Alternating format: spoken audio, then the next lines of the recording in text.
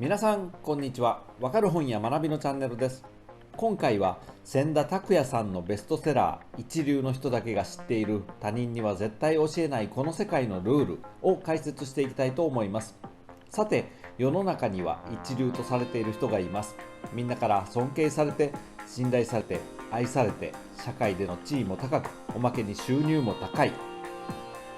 これを聞いている皆さんも、できることならば一流の人間になりたいと考えているでしょう。たとえ一流とまでは言わなくても、今よりも皆から尊敬され、信頼され、愛され、今よりも社会的地位が上がり、今よりも収入が高くなりたいというのは、これを聞いている全ての皆さんが思っていることではないでしょうか。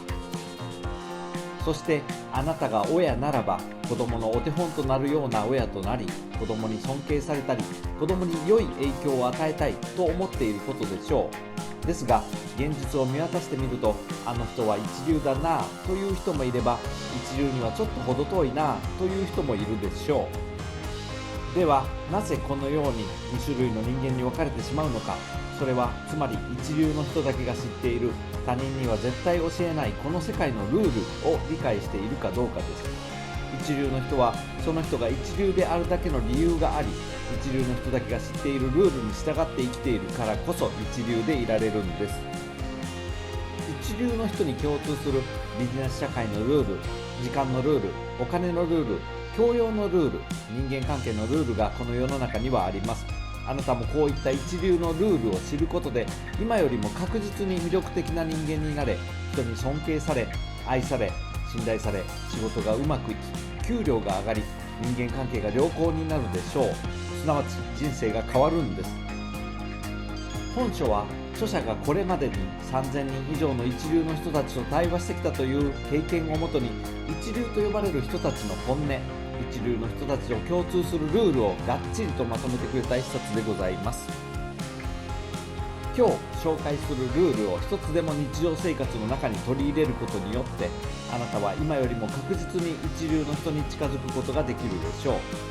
本日の動画では、本書の中で特に個人的に重要だと思った一流の人が絶対他人には教えない人間関係のルールに絞って分かりやすく解説していきたいと思います。それでは1つ目の一流の人が絶対他人には教えない人間関係のルールは、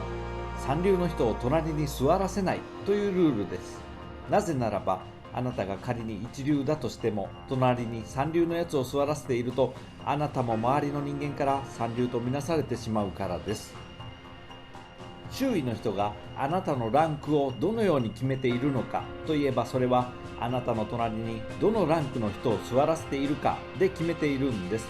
こう言うと、差別ダメでしょとか、人の価値は皆平等だよという人がいますが、現実には人にも職業にも会社にも全てに序列があると著者は断言します。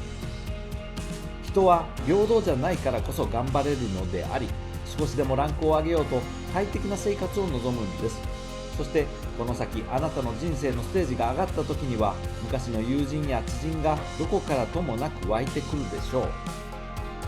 初めの頃は自分がどれだけランクを上げたのかに気づかず、お情けであってあげていると、借金のお願いとか保険の勧誘だったりして、あなたも格下の世界に引きずり込まれてしまいます。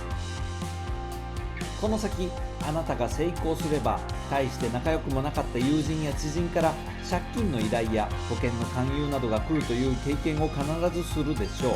そんな時は、格下の世界に戻るともう二度と這い上がれないから、隣に座らせる相手を断じて間違えてはいけないんだということを再び思い出してほしいと思うんです。さて、お次に紹介したい一流の人が絶対に他人には教えない人間関係のルールは、悪口の運び屋とは即絶縁しなさいというルールです。人の悪口を言ってはいけませんというのは当然正しいことですが、一番のくせ者は誰々さんがあなたの悪口を言っていたよと、その悪口を運んでくる運び屋さんです。なぜ悪口の運び屋はわざわざあなたに、あの人があなたの悪口を言っていたよと密告するのか。それは、悪口の運び屋は意識的にせよ無意識にせよ、他人の人生を破滅させることに快感を覚えているからであります。もしその悪口の運び屋がその悪口を運んでこなければ、悪口を言った人、そして悪口を言われた人の2人を救うことになります。ですが、悪口は密告した瞬間に犯人と被害者が存在してしまいます。つまり、悪口を言った本人ではなくて、悪口の運び屋がこの世に悪口を生み出した張本人ということになります。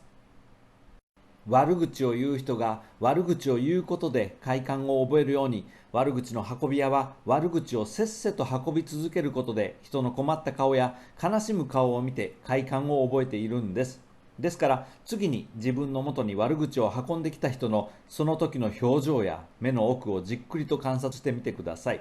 その人はとてもウキウキした顔をしているでしょう。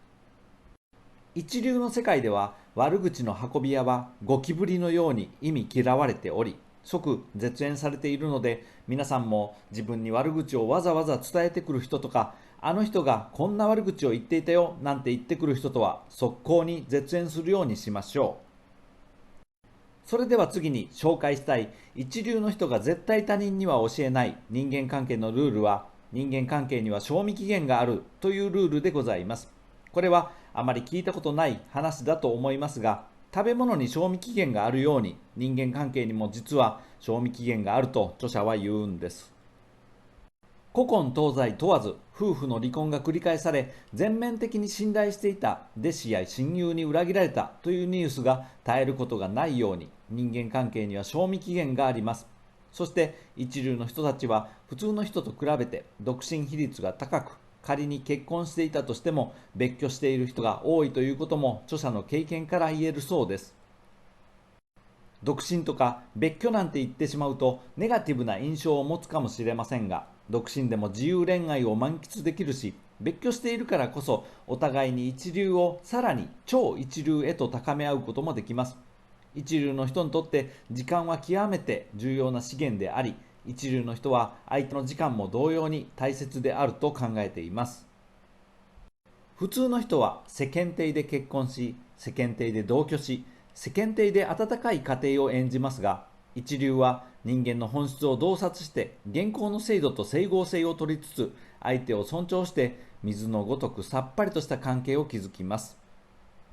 ある程度恋愛経験を積んできた人であればわかると思いますが、一つ屋根の下で四六時中顔を突き合わせているより、たまにしか会えない方が恋愛関係は静かに長く続きます。これは友人関係も同じで、いつも一緒にいる2人は太く短い関係で喧嘩別れしたり自然消滅したりして賞味期限を迎えるのが早いですが、1年にそう何度も会わない関係は何十年も続いて生涯の友になることが多いんです。